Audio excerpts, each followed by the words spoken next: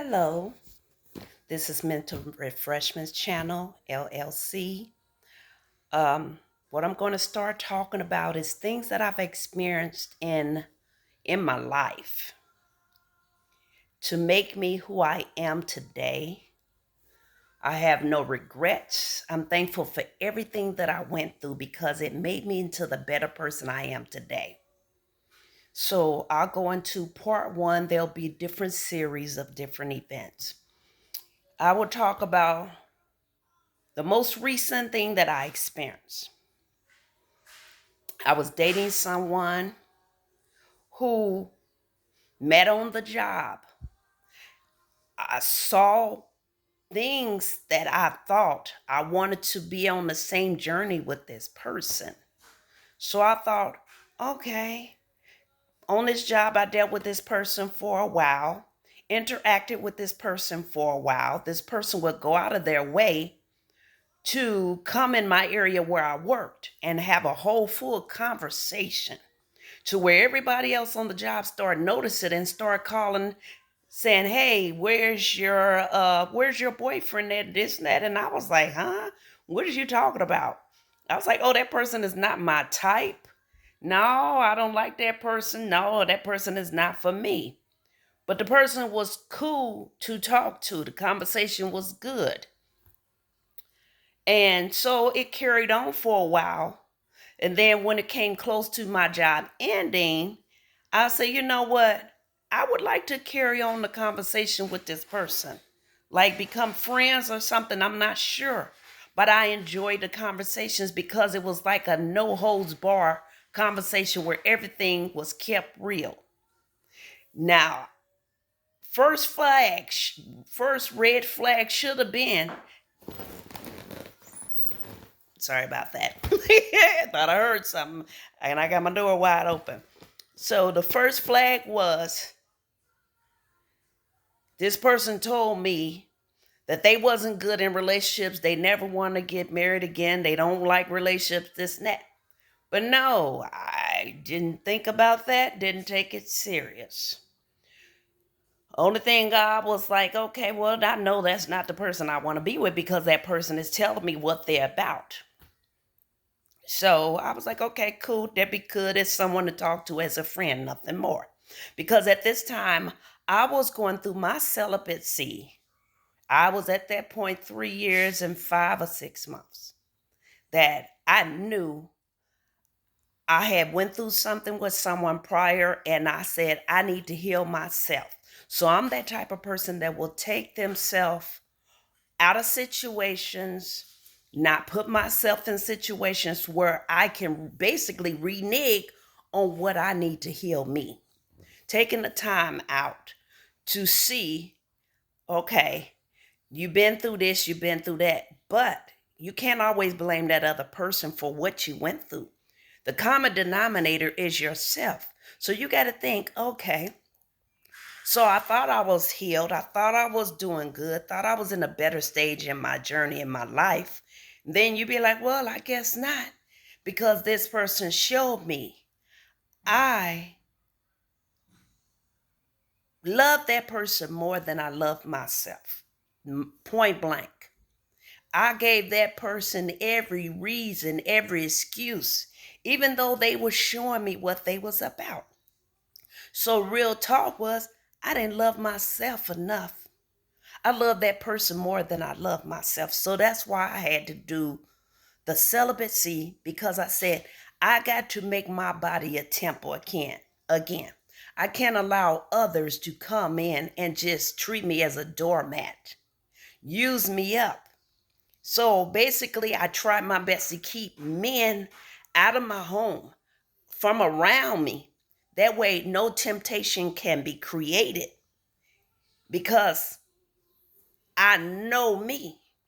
That means no exes coming around me. Oh, I could talk to you over the phone, but you're not going to come in my house because people that you have dealt with before know your triggers. They know what you like, what you don't like. So if they know, you give them that magic word of, oh, I've been celibate. Oh, you've been celibate. Oh, I had a person that was in my life that would joke about me saying sell a bit. They would say, oh, you selling a bit here and you selling a bit there.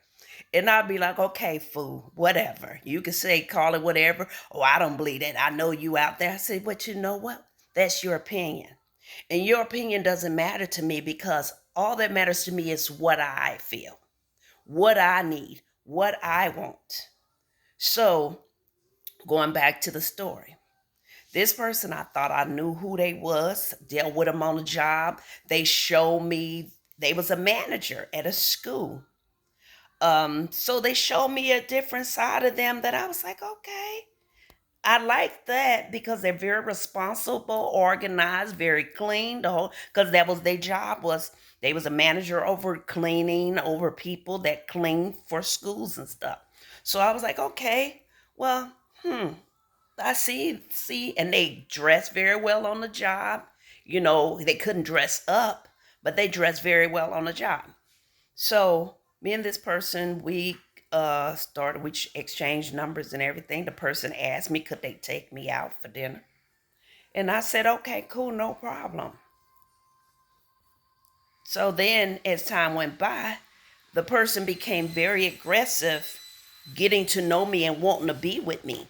So they showed me this very aggressive side, and I was like, okay, a man that knows what they want and they go after it.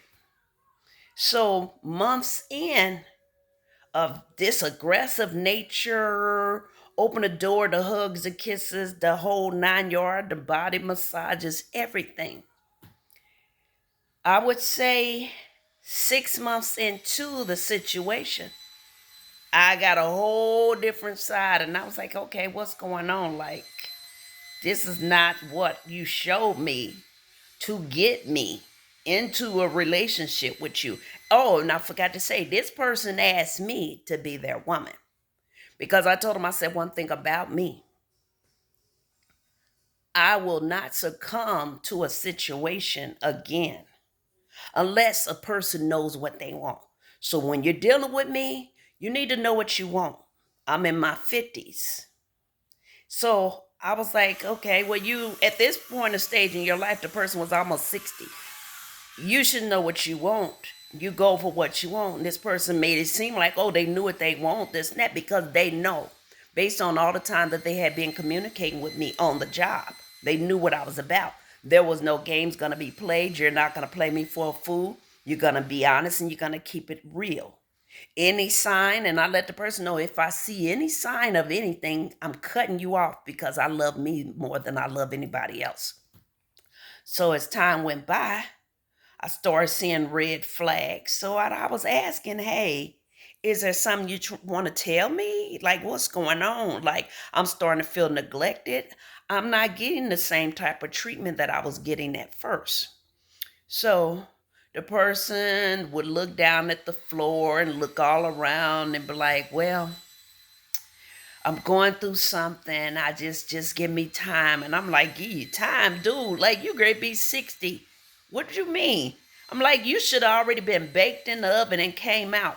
Whoever raised you was supposed to taught you all the qualities of who you're supposed to be now at your age. You're going backwards. And I said, okay, this person needs time. Okay, well then we're cutting off everything. You go and do you. And when you feel that you're ready, and if I'm still available, then you come back. The person's like, oh, no, no, no, no, no, no. No, I'm going to be all right. I'm going to show you, I promise you, I'm going to show you all this, the qualities about myself, this and that. So instead of me listening to my intuition and seeing that, hell, he done already showed me what he was about, I partaked on that meal some more longer with this person. So in part 2, I will go on and tell you more. So stay tuned so you can hear more of my stories of my recent relationship that I dealt with. And it's going to surprise you because it got to the point it got very bad. So on that note, everybody have a beautiful day. Mental Refreshments, LLC. Have a good day. Bye.